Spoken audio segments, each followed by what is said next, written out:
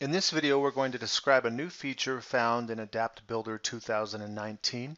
This is found in the new Dynamic Editor tool, and it's used to generate wall boundary conditions for the purpose of tributaries for design strips. We're going to be using Builder 2019. This is Floor Pro RC mode. This would apply also to RC PT mode, and we're going to demonstrate this on just a very simple model and the purpose of this tool. So I'll go ahead and just set up this model. I'll use the modeling options here. We'll create a slab. We'll make that slab just a little bit larger. We want to have space to model some columns and some walls. So I'll go ahead now and model just a few columns. Let me change the spacing of the grid. We'll go to a 2 by 2, and we're going to dump in some columns here.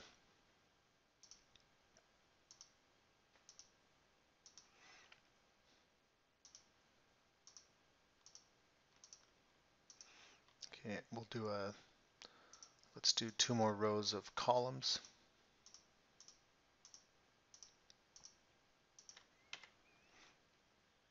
And then we're also going to add some walls. So I'm going to add these walls between frame lines of columns. So we'll add a wall here.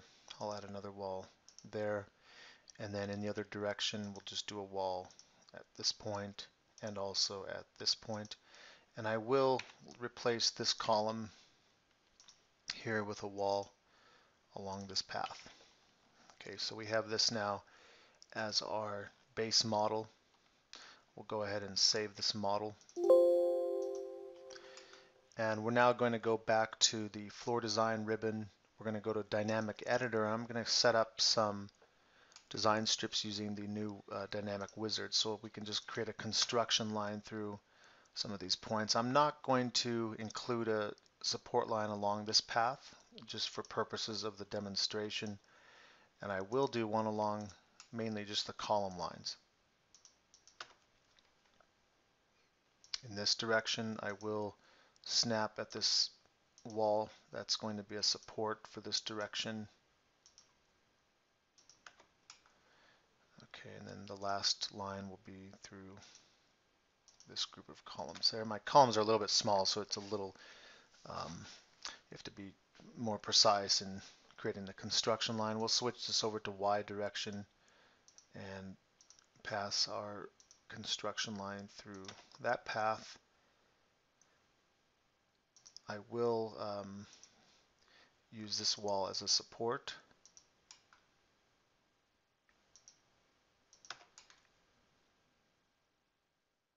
Here I'm going to branch this, so I'll go up to this column over. I want this wall to also be a support, something like that. And then I'm just going to start this one here.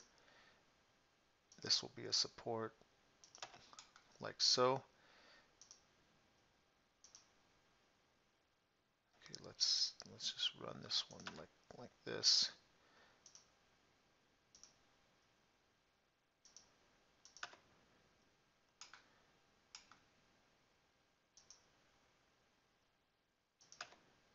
And then here we'll start this there and then run this up like so.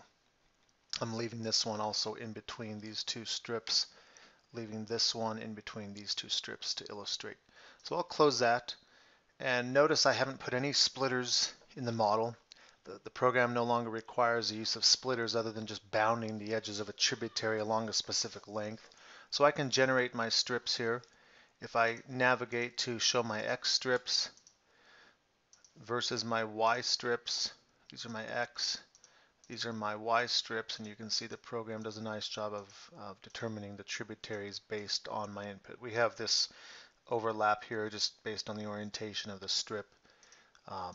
We're now going to look at boundaries. We'll go back to Dynamic Editor, Walls, and we do have some default boundary conditions already set for the columns. I'm going to use the user-defined just to illustrate. So we have no boundary, X and Y boundary, X only and Y only. I'll mainly show no boundary, X only and Y only, and that should help demonstrate X and Y together. This just sets it for both directions. So For no boundary, I'm going to go ahead and select my walls.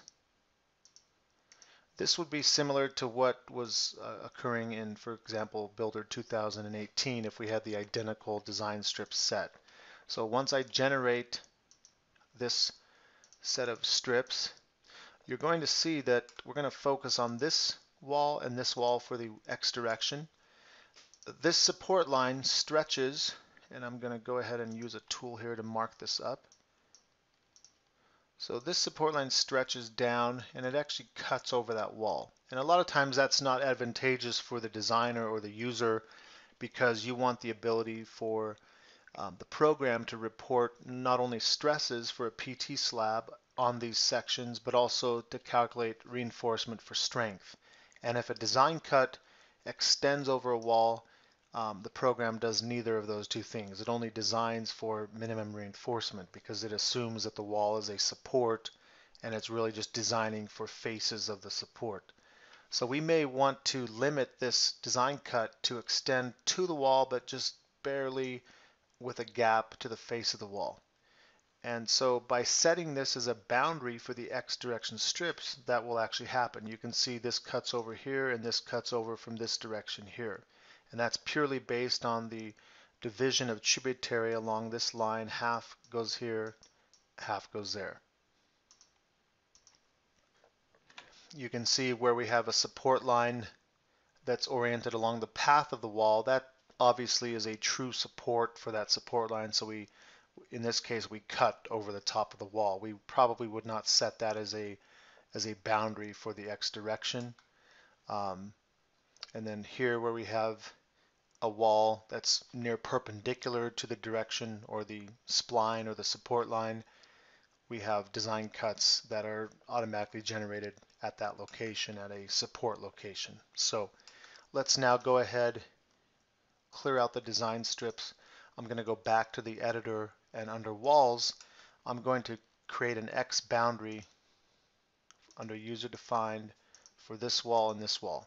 We'll close that and I'll generate the section cuts again. I'll isolate X, and you can see now that these cuts go up to the face of the wall, but they don't extend into the wall. And that happens here as well as on this wall here. If we look at this wall here, nothing really happened there. We didn't set that as an X boundary, and the same thing here. Now what we'll do is we'll come back, we'll look at the outcome by setting those two also to X direction boundaries. I'll go back to wall, user defined. I'm going to use X only boundaries, set this to X only, and also this one here to X only. I'll regenerate the strips.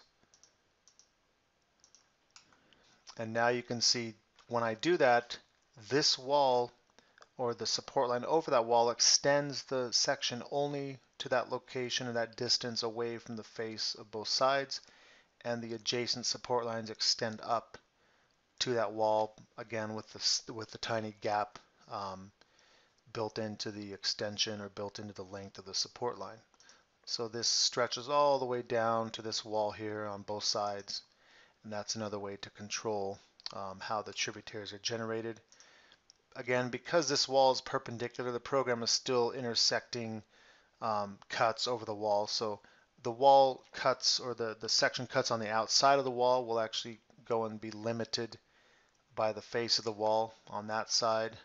And you can also see down on this end right here, but there are still auto section cuts generated within the body of the wall. So that may not be as useful for this condition where the wall is near perpendicular to the support line.